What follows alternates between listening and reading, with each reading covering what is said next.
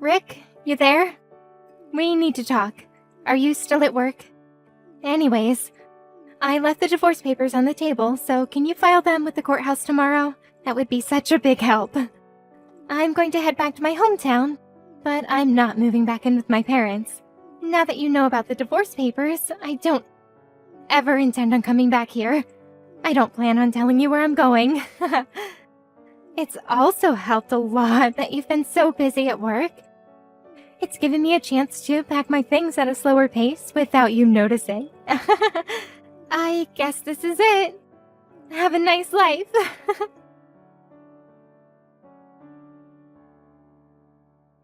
Excuse me, what is with all these messages? Hey, Poppy, you there? I just got back home to find these divorce papers. What is the meaning of this? We've only been married for 3 months, so why are there divorce papers in front of me? This is insane. What made you come to this conclusion? Oh, would you look at that? You're done with work now, I see. You finished earlier than I expected. Poppy, this isn't funny. Where are you right now? I told you before in those messages that I'm not telling you. I don't get it. What's the reason for you wanting to divorce me? Because our personalities don't match, Rick. What do you mean they don't match? After being married for 3 months and then living together, I started to notice our differences a lot. I thought maybe we were wrong for each other. That was what I was thinking. But isn't it important for couples to discuss such matters first? Before any hasty conclusions? There's maybe some things that we can compromise on, Poppy. No, there isn't. Then I came to the conclusion that the only way I'll be happy is if we get a divorce. Is that so? There's nothing you want to try and compromise on? Nope, nothing at all. Well, for the reason that you've given me, it's funny that you think I'd be easily convinced to divorce you like that. I'm sorry, what do you mean by that? Nothing. I figured this all out anyways. I guess I'll just hold on to these divorce papers then. Oh, okay. Please file the divorce papers by the end of the day. Why before the end of the day? Because from tomorrow, I'll be living with my new boyfriend. I'm almost into my 30s, and I want to have a baby as soon as possible given my age and physical strength. Alright, so you have a boyfriend already? Oh, what's up? Why so shocked to hear that? Don't take what I say too seriously. It's just a joke. Look, Poppy, I don't really care what you say, but thank you for letting me know about your cheating scandal. It saves me the trouble of looking into what you've been doing. Huh? What does that mean? But I told you I just meant it as a joke. I'm bailing on this conversation. I can see you're getting wound up over it.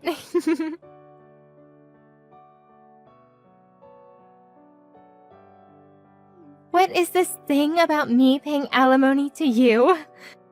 This must be some sort of sick joke. I was just joking, and now you're trying to find out things about me? Are you for real? I was relieved that I hadn't had a peep out of you in for over 2 weeks, and now this? Poppy, what are you talking about? Is it okay to say now that I sent a content certificated piece of mail and its arrival at the house you're living with Joe? I'm sure you also got an envelope with photo evidence inside of your affair delivered to you too, right? I don't care about that. How do you know about where Joe lives? I tracked down any mutual friends that we have, and they knew of his address, and they told me when I told them what was going on. This photo is... When did you take so many photos of me? Those photos? How can you not remember taking the embarrassing photos of yourself cheating on me? Excuse me? About a month ago, you changed your phone model, didn't you? And you didn't realize that you left your old phone on the side of the table when you left the house one day? Really, I don't remember that.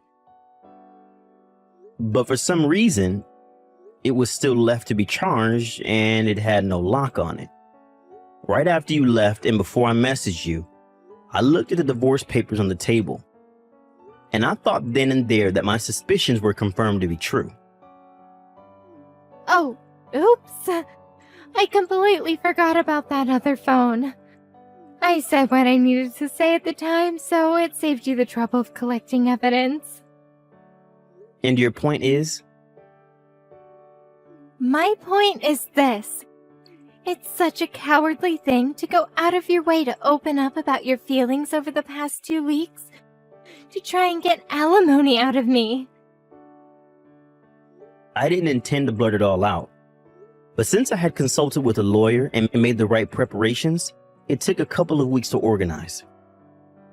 It doesn't change the fact that I was taken by surprise. I don't think someone who willfully cheated on me should be able to comment that sort of thing. You should have expected that to happen. To make you see how sinful your actions have been, let's look into your lover, shall we? Look into him? Now wait just a minute. Your lover is Joe Tillins. He was in the same year as you in middle school and high school. When you were in your second year of high school, you started dating him. However, you discovered that Joe was cheating on you with another woman and you broke up after 1 month of being together. Can you stop with all this crap, please? After that whole debacle, you both graduated high school and went your separate ways. 2 months before we got married, you went to your middle school reunion and happened to meet up with Joe again there. At that same reunion, you and him hit it off like old times and really got excited to be around each other. So you skipped out on the reunion and went to the hotel instead. I get it, all right. Would you please just stop it? I know what your heart's truly seeking. You want your alimony. You must know that Joe is quite rich and your aim is to take that away from him. That's not it, Poppy. It's got nothing to do with him being rich. I'm just exercising my legitimate rights with being cheated on by my wife. Yeah, whatever you say, Rick. It doesn't matter how you think about it. Anything you think about is fine by me. I guess I can't help it if you found out these things. I'll ask Joe to pay my share of the alimony so it won't hurt my conscience at all. It's actually cheap if you think about it being an offering of cutting you off from me. Is that so, Poppy? Well, let me get back to you about this. Just pay me the amount I billed you by the date I stated without any delays. Yes, Rick, I'll do that.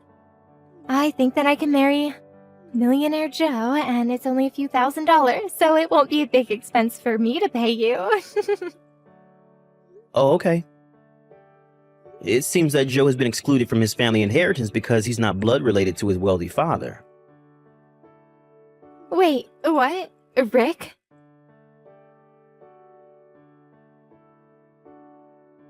Rick, what you said earlier about Joe, it was true. Joe's mother had an affair and he was the consequence of that.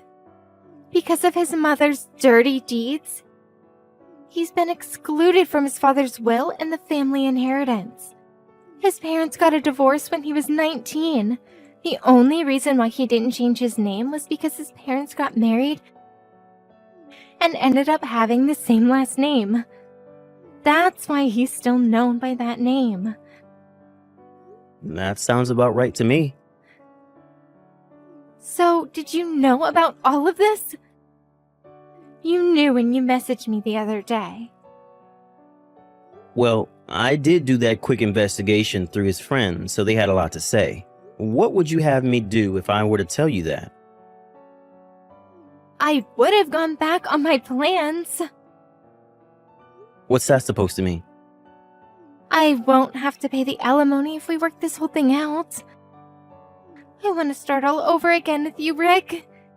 If we're with each other, it would be a win-win for both of us, right? How is there a win-win in this for both of us? What do you mean by that, Rick? The fact that you had an affair isn't going to disappear from my mind. So even if you decide to change your mind about all of this, you still need to pay me the alimony. You've caused so much grief, and I would never forgive you for cheating in the first place. Naturally, I'm not even going to consider unraveling this whole mess. Starting over with you again, Poppy, would seem like a punishment to me for taking back someone who had an affair. Once a cheater, always a cheater. But, Rick, we were a great couple up until 2 weeks ago. How can you give up on your love for me so easily? It's not about that, Poppy. Are you really saying that considering you're the one who cheated on your husband? But we had a beautiful wedding ceremony. Surely you remember that amazing day. But what was the purpose of that ceremony if this was going to happen? Anyway, I have no plan to get back together with you. It's not happening. Please just give me my alimony before the deadline so I don't have to take you to court. I've had enough. Don't say those things, Rick. Please, you've got to give me another chance. I have no way of paying the alimony, so can you think about getting back together? Because if we do that, we can go right back to the way things were, right? I have no idea what you're saying. As I said earlier, it doesn't matter if you changed your mind about me or not. You still owe me my alimony. There's no way you can get away with saying that you can't pay because you've run out of cash. About that. So my parents are really angry at me for what I did, and they're so angry at the fact that I tried to move back in with them. I got into a fight with Joe, and he told me to move out of his apartment by tomorrow. All I have left now is you, Rick. Please. I hate really vague conversations, Poppy. I'm not getting into this with you. No matter what you say, you still need to pay me the alimony no matter what. I'm not letting you get away with anything. But, Rick, don't be like this. I'm not replying to you anymore. Sort out your own problems and pay me my alimony.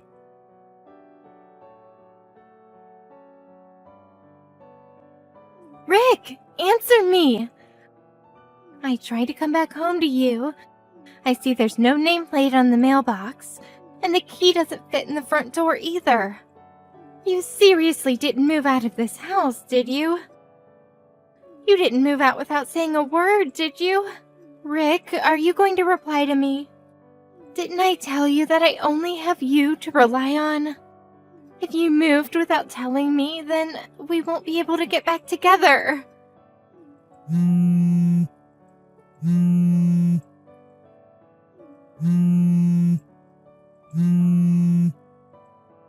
Rick, don't ignore my calls and messages. Answer me.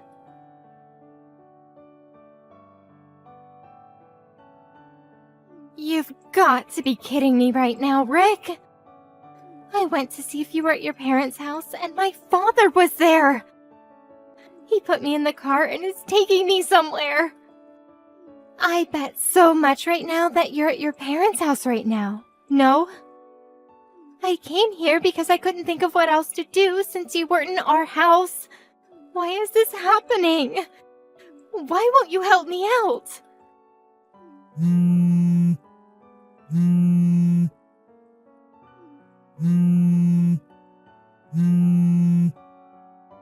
If you've gone back to your parents' house, you know that you'll not be able to see me anymore. Are you fine with that, Rick? Rick, answer me! I'm so sorry! Don't leave me on my own. Why do you have nothing to say to me? You've not even read a single one of my messages. I want to be with you. I was able to see that Poppy went over to my old house and that she would go to my parents' house next. When I asked my ex-father-in-law to come and collect her, he was like, boom, we got her. At a later date, Joe decided to wire me the alimony. I thought that he would be too naive to do this, but I heard that he borrowed money from his ex-father on the condition that he would be permanently exiled from the hometown. Poppy, on the other hand, I asked her why she's complaining about paying alimony. Surprisingly, I discovered that she had a large amount of debt. So she ended up having to carry debt and alimony on her shoulders. The total amount was said to be about $600,000. She works multiple jobs to help pay her dues while her parents manage her salary. It seems that she's living a hard life, both mentally and physically.